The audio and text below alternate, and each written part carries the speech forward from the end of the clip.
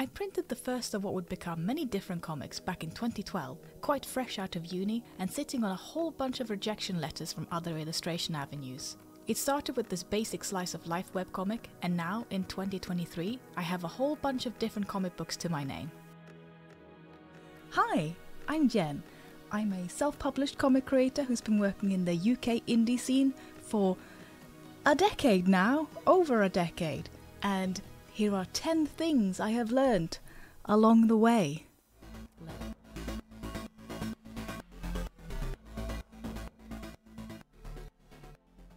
I excitedly jumped into the indie scene, and the thing that immediately smacked me across the face was the fact that everyone's struggling for money. Comics do not pay well. This is of course not a new problem, and other creative industries suffer the same issues as us. When you're wading around in the self-published trenches, everyone's passionate about their ideas, but few people have the money to make them happen. So I had to learn to really pick my collaboration projects wisely. Yes, I've worked for exposure, and I wish I hadn't. It really didn't do anything for me. When I was collaborating with other creators, I learned a system for my own survival through trial and error. Charge per page, half upfront first, half when it's done. Don't even let your pen touch the paper until you have half the page cost in your account. That is how I was able to pay my rent and stay afloat month to month. I've heard of comic artists waiting to be paid for over 6 months. If this is your main source of income, that makes it impossible to survive. I know of so many people in comics who are chasing the money they're owed. I used to have to do that too, and it's exhausting. So I've learned to not draw until some kind of deposit hits my account. Nowadays, I work mainly solo, so this doesn't apply in the same way anymore. To the surprise of no one, spicy stuff sells. There's a lot more to be said about this subject because it's a complex one. I'm happy to make a separate video going into more depth about the unique challenges of making and selling spicy comics if people are interested. But we gotta keep this video short and snappy. I tested out the smutty waters with my first Genitales Kickstarter back in 2017, and it was a proper eye-opener. I don't joke when I say that drawing erotic comics has actually got me dental, and my smutty comics are still, to date, my best-selling work. Look, I obviously love comics, and people who choose to make comics are, in my biased opinion, some of the best people you'll find on this planet. However, when you got an industry as starved for cash and attention as indie comics, it can look absolutely delicious for terrible platforms, grifters, bullies, and straight-up abusers. The comics industry also has a huge number of younger people jumping into it, and their enthusiasm regularly gets exploited until they burn out and leave, or they lose their love for the art form once the industry eats them alive. A lot of creators also see indie or self-published comics as a stepping stone towards traditional publishing, which it can be, and there have been many accounts now of more powerful figures in the industry grooming and abusing creators while promising to hold the door open for them so they can get into the big leagues. At time of recording, the most recent spotlight on what working in comics can do to you was thanks to the Twitter hashtag #ComicsBrokeMe. People in the industry spoke up about unlivable page rates and work hours, exploitative contracts, constant, unending financial insecurity, work injuries, and burnout. During the Me Too movement, the comics industry was also highlighted for its sexism and tendency to protect abusers. I can speak personally as someone feminine presenting, with the bonus of being someone who makes erotica, that I've had many less than stellar encounters, both IRL at Comic Cons, etc., and online. Some people, both in the industry and regular comic fans, genuinely don't seem to know what to do with themselves when they come across women or minorities. I am happy to report, though, that the indie small press scene is incredibly diverse and positively thriving, and we must protect. Don't get me wrong, I have my one ongoing epic comic Scarl that ticks away in the background and acts as like a comfort blanket for me. but most of my work that got me off the ground was standalone, shorter stories. Anything from short smut stories to horror one-shots. The fact I've slowly increased my back catalogue with a variety of books that have contained stories in them is what has kept me going. It makes it more approachable for people. The only real niche I have is that all my work is for an adult audience. Other than that, I do all sorts of stuff.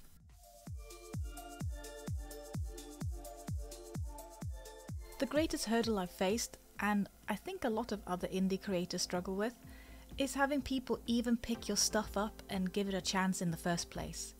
Because you're making original stories that have no real well-known brand attached to it or anything like that, it can look like more of a risk for a reader to decide to buy one of your comics when it's not with a publisher they know or a universe they're familiar with. So I see webcomics and free samples as a great sort of try before you buy strategy. Allow people to flick through your books, guide people to your free stuff so they can get a taste for it and see if it's for them.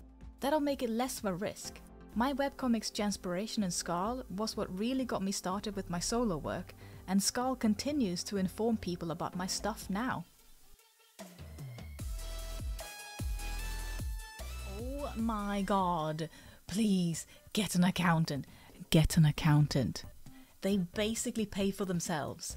There was a time when I tried to do my own taxes and I would be on the phone, stressed, almost in tears, trying to understand what the HMRC people wanted. I'm foreign, so like it doesn't even look like English to me. I saved so much time, effort and mental stress by just hiring a lovely person who now deals with my taxes for me. Consistency is key. Especially if you go to Comic Cons. I have regulars who come to my table every year. This goes kind of hand in hand with the earlier point about doing shorter standalone stories or contained issues. Not only does this mean that people will hopefully keep coming back to you for the newest thing, but it also shows that you can consistently finish and print new books instead of leaning on one piece of work year after year. So, why are you doing this? Are you enjoying it? These are questions I've asked myself whenever things have gotten tough. Choosing to create comics is a really brave thing in the first place, and as I mentioned earlier, the industry itself does have a habit of trying to eat passionate people alive, not in a sexy vor way. I've had burnouts where I want to throw in the towel because it just wasn't fun anymore. This was early in my career, and although I will never get back to that 100% that I used to have, now, a decade in this industry, I suffer repetitive stress in my wrist and each burnout chipped away at my overall constitution. Once you've had one burnout, you are at risk for more. It doesn't make you stronger, it makes you weaker. It's not something you can simply work through. Trust me, I've tried. I have learned that the most important thing to remember is why I'm doing this in the first place. There's no real joy comparable to being lost in the creation of your own comics. Genuinely. When you have those moments of bliss, when it all just clicks and you're thumbnailing out a scene that builds the tension just right, or you're painting that emotional face that makes you personally kinda close to tears as well, it's incredible. It's fun. No bullshit should dare to take that away. Hearing people treated poorly by the industry or fellow creators suffering from stress and burnout is awful. It's heartbreaking to hear other creators say they don't enjoy it anymore. The pressure of making it a job and living hand to mouth, or the traumatic experience of being treated horribly by someone in the industry that you looked up to, can extinguish the passion, and it does, regularly. But on a personal level, I learned very early on that not every book is going to be my best book. Not every page is going to be my best. I honestly believe that the reason I'm still here making stuff is because I am not a perfectionist. I just get that comic out in the world and I enjoy the process. I do all of my work for print. Even my webcomic is printed in issues.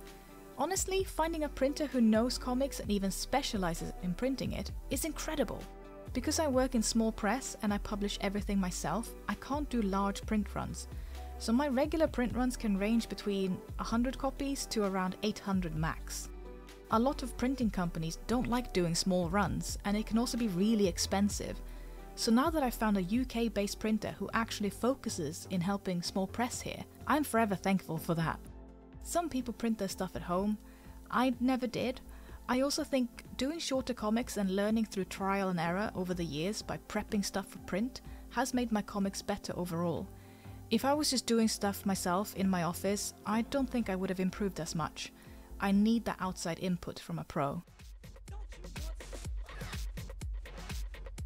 Making comic books by yourself is an isolating experience. It's also really difficult to know what's going on in the industry as a whole because you don't really have those water cooler moments.